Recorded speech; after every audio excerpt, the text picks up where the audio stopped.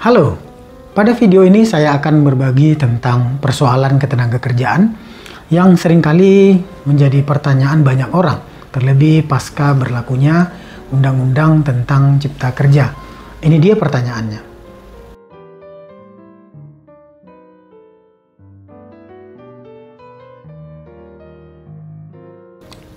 Dapatkah perusahaan mem-PHK karyawan yang berstatus PKWT atau karyawan kontrak selama masa kontrak belum berakhir? Dan apa pula hak-hak yang harus diberikan oleh perusahaan kepada karyawan yang di PHK tersebut? Sebelum membahas mengenai berakhirnya suatu perjanjian kerja, maka kita simak dahulu bagaimana suatu hubungan kerja itu bisa terjadi. Anda bisa melihat hal tersebut di dalam pasal 50 Undang-Undang nomor 13 tahun 2003 tentang ketenagakerjaan yang menyatakan bahwa hubungan kerja itu terjadi karena adanya perjanjian kerja antara pengusaha dan pekerja atau buruh. Jadi maksudnya antara pengusaha dengan pekerja saling sepakat untuk mengikatkan diri di dalam suatu perjanjian kerja. Perjanjian kerja pada dasarnya dapat dibuat untuk waktu tertentu atau yang lebih sering dikenal dengan singkatan PKWT atau perjanjian kerja waktu tertentu, atau dapat pula dibuat untuk waktu tidak tertentu atau PKWTT.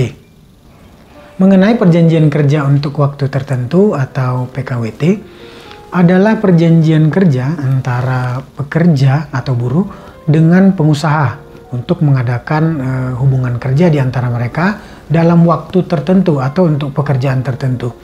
Jadi adapun PKWT didasarkan atas jangka waktu atau selesainya suatu pekerjaan tertentu sesuai yang diperjanjikan antara pekerja dengan pengusaha, yang kemudian kesepakatan tersebut dituangkan di dalam suatu perjanjian kerja secara tertulis. Jadi harus tertulis ya.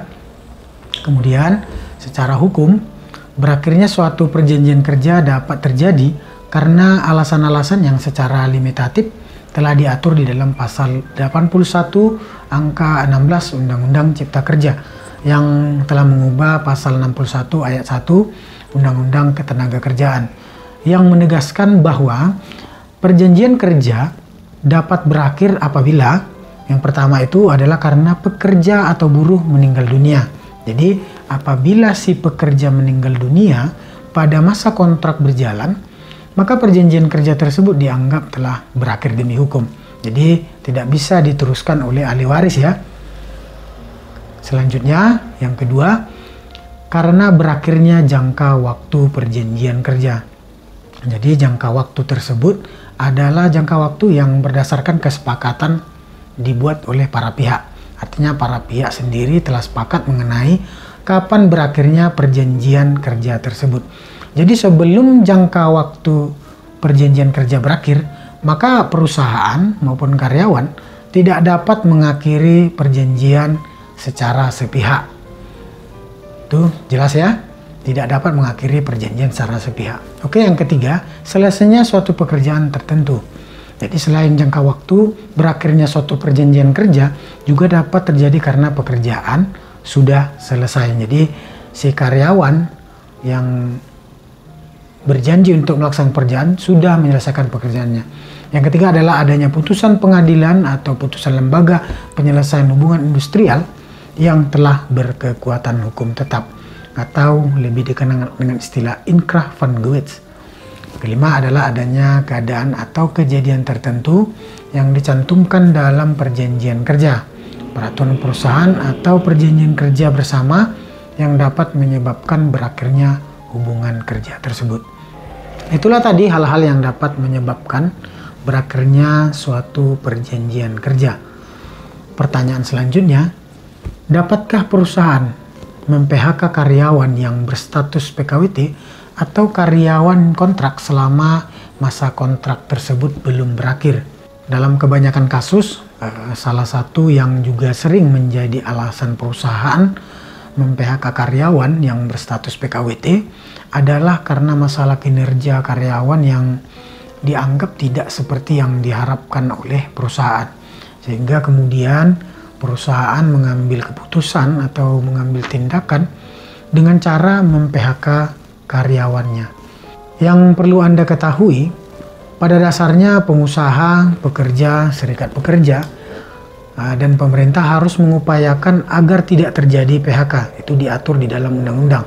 Tetapi jika PHK tidak bisa dihindari, maksud dan alasan PHK harus disampaikan oleh pengusaha kepada karyawan yang bersangkutan, atau dapat juga disampaikan kepada serikat pekerja atau buruh di dalam perusahaan jika karyawan itu merupakan anggotanya. Tindakan PHK oleh perusahaan kepada karyawannya harus diberitahukan secara jelas dan terang. Pemberitahuan itu dibuat dalam bentuk surat pemberitahuan dan disampaikan secara sah dan patut kepada karyawan kontrak dan atau kepada serikat pekerja buruh paling lama 14 hari kerja sebelum dilakukannya PHK. Oke, jadi selanjutnya jika karyawan kontrak telah menerima surat pemberitahuan PHK dan karyawan tersebut menolaknya, maka karyawan yang di PHK tadi harus membuat surat penolakan disertai alasan paling lama 7 hari kerja setelah diterimanya surat itu. Namun sebaliknya, jika karyawan kontrak menerima PHK dari perusahaan, maka pengusaha lalu melaporkan PHK kepada Kementerian Ketenagakerjaan dan atau dinas setempat yang menyelenggarakan urusan pemerintahan bidang ketenagakerjaan. Oke, dalam hal adanya perbedaan pendapat mengenai PHK, pengusaha dan karyawan dapat menyelesaikannya melalui perundingan bipartit. Tetapi jika dalam perundingan bipartit tersebut masih tidak menemukan kesepakatan, maka penyelesaian perselisihan PHK masuk ke tahapan penyelesaian berikutnya, yaitu berdasarkan Undang-Undang Nomor 2 Tahun 2004 tentang penyelesaian perselisihan hubungan industrial yang nanti akan saya bahas secara khusus dalam video-video berikutnya. Oke, sekarang jika PHK betul-betul telah terjadi, kemudian bagaimana hak karyawan yang telah di PHK sementara masa kontrak sebenarnya belum berakhir? Pengusaha yang mengakhiri hubungan kerja dengan karyawan kontrak sebelum masa kontraknya habis wajib membayar ganti rugi dan uang kompensasi. Jadi saya ulangi lagi, pengusaha yang mengakhiri hubungan kerja dengan karyawan kontrak sebelum masa kontraknya habis harus membayar kepada karyawannya ganti rugi dan uang kompensasi sebesar yang diatur di dalam peraturan perundang-undangan, khususnya Undang-Undang Ketenagakerjaan.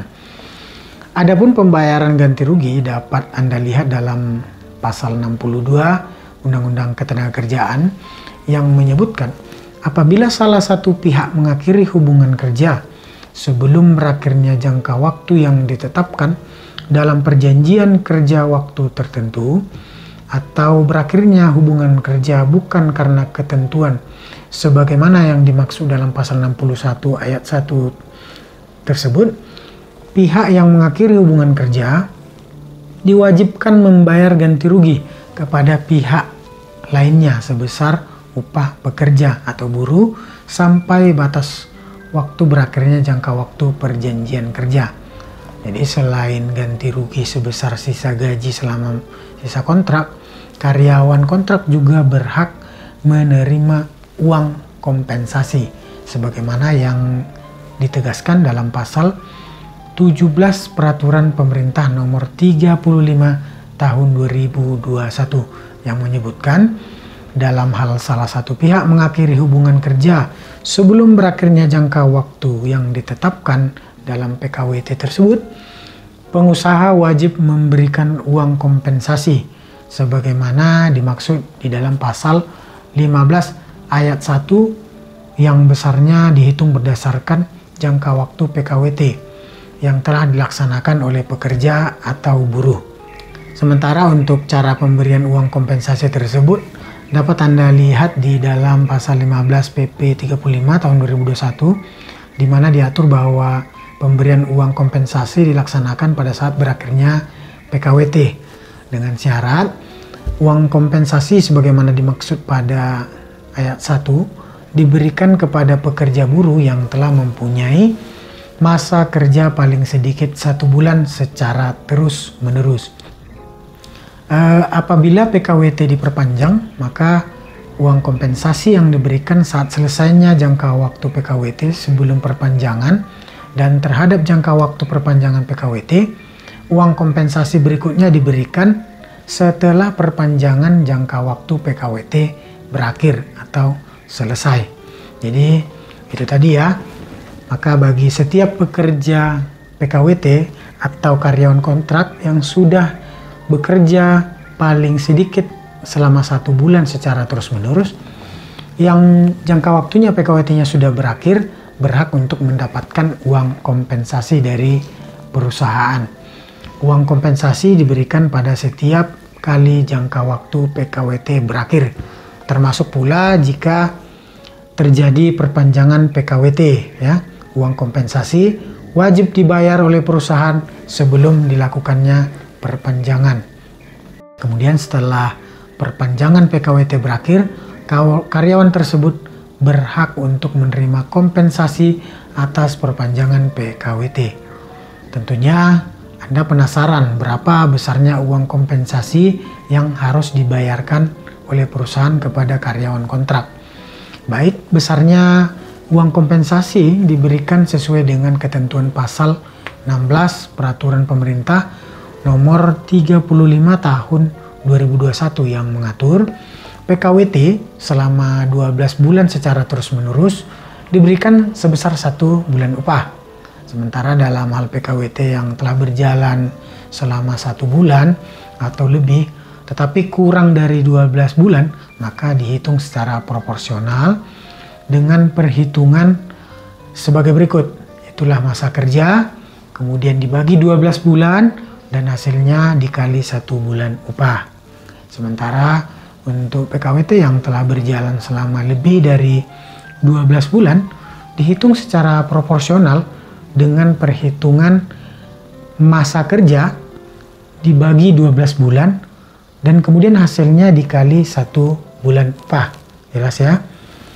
Upah yang digunakan adalah sebagai dasar perhitungan pembayaran uang kompensasi. Itu terdiri dari upah pokok dan tunjangan tetap. Dalam hal upah di perusahaan tidak menggunakan komponen upah pokok dan tunjangan tetap, maka dasar perhitungan pembayaran uang kompensasi yaitu upah tanpa tunjangan. Itu yang harus digunakan. Jadi upah tanpa tunjangan. Tetapi jika upah di perusahaan terdiri atas upah pokok kemudian ditambah dengan tunjangan tidak tetap, maka dasar perhitungan uang kompensasi yaitu upah pokok. Oke, saya akan memberikan contoh kasusnya di sini. Ini hanya contoh saja ya. Ada seorang karyawan dengan status PKWT bekerja di suatu perusahaan dengan kontrak selama 1 tahun atau 12 bulan. Terhitung sejak 1 Januari 2022. Pada suatu ketika ia di PHK oleh perusahaan karena alasan kinerja karyawan bersangkutan tidak seperti yang diharapkan. Sementara karyawan tersebut telah bekerja selama 4 bulan yang seyogianya berakhir pada tanggal 1 Januari tahun 2023 dengan upah pokok sebesar 5 juta rupiah per bulan. Jadi itu contohnya. Maka apabila perusahaan memutuskan hubungan kerja dengan karyawan sebelum habis masa kontraknya, maka perusahaan tersebut harus membayar uang ganti rugi dan uang kompensasi dengan perhitungan, yaitu pihak yang mengakhiri hubungan kerja diwajibkan untuk membayar ganti rugi kepada pihak lainnya, itulah pihak karyawan yang telah diputus tadi, sebesar upah pekerja buruh sampai batas waktu berakhirnya jangka waktu perjanjian kerja. Terhadap kasus tadi maka ada upah selama 8 bulan yang semestinya atau harus dibayarkan perusahaan, yaitu 5 juta upah pokok dikali 8 bulan sehingga hasilnya adalah 40 juta. Cukup lumayan kan? Jadi 40 juta ini wajib dibayarkan oleh perusahaan kepada karyawan tersebut sebagai ganti rugi akibat putusnya hubungan kerja di tengah masa kontrak. Sementara untuk uang kompensasi karena si karyawan telah bekerja selama 4 bulan, maka rumusnya jika diterapkan di dalam praktek adalah 4 bulan dibagi 12 bulan dikali upah pokok sebesar 5 juta. Sehingga uang kompensasi yang harus dibayar oleh perusahaan adalah sebesar lebih kurang 1.666.600. Jadi kesimpulannya, Anda sebagai karyawan kontrak berhak atas uang ganti rugi dan uang kompensasi jika perusahaan memutus hubungan kerja selama masa kontrak Anda belum berakhir. Jadi itulah tadi ulasan mengenai hak pekerja atau karyawan kontrak yang di PHK sebelum masa kontrak habis. Semoga video ini bermanfaat buat Anda. Sampai jumpa lagi pada pembahasan di video-video berikutnya. Dan jika dirasa video ini membantu dan bermanfaat buat Anda sebagai pencari keadilan, maka Anda dapat mendukung perkembangan channel ini dengan menekan tombol subscribe, like, komentar, atau dapat juga membagikan video ini kepada keluarga atau teman-teman yang membutuhkan keadilan. Terima kasih.